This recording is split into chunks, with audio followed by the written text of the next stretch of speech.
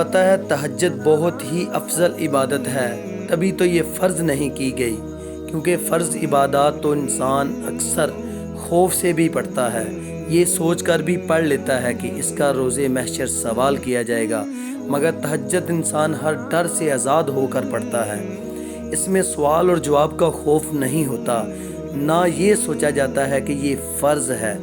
تہجد عشق کی نماز ہے اور بس یہ سوچ کر پڑھی جاتی ہے کہ آج اللہ سے ملاقات کرنی ہے، آج اللہ سے تب بات کرنی ہے جب سب سو رہے ہوں گے، جب گفتگو کی آواز اور ہچکیاں لیتا ہوا دل کسی کو دکھائی نہیں دے گا، جب دل اللہ کی محبت سے بھر جاتا ہے، تب اللہ تعالیٰ انسان کے دل میں اتنی تڑپ پیدا کر دیتا ہے کہ وہ رات کے گپ اندھیرے میں اپنی سکون دہ نیند چھوڑ کر اللہ سے ملنے آتا ہے۔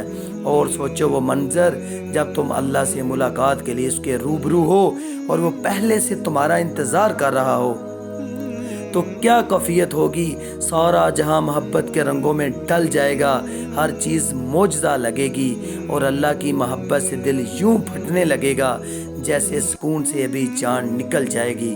تبھی تو سب سے لاڈلی عبادت ہے یہ، اور اس عبادت تک پہنچ جانے والا اللہ کا سب سے لاڈلا بندہ ہے۔ اور بتاؤ پھر لاڈلا فرمائش کرتا ہے تو کیا اسے فراموش کیا جا سکتا ہے؟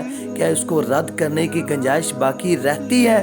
تہجد کو سارے ہنر آتے ہیں، لیکن تہجد تک انسان تب پہنچتا ہے جب ساری حسرتیں دل کے ساتھ چھوڑ جاتی ہیں۔ پھر انسان یہ نہیں سوچتا کہ اتنا ثواب یا اتنا گناہ ملے گا، تب بس انسان یہ سوچتا ہے کہ اللہ ملے گا، اللہ سے ملاقات ہوگی۔ پھر تہجد کا پہلا سجدہ آخری سجدے کی طرح ہوگا، جیسے ابھی جان نکل جائے گی، جیسے ابھی اللہ کی محبت دل میں سما جائے گی۔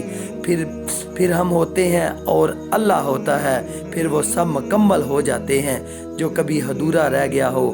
تہجد سے بڑی عشق کی کوئی دلیل نہیں ہو سکتی۔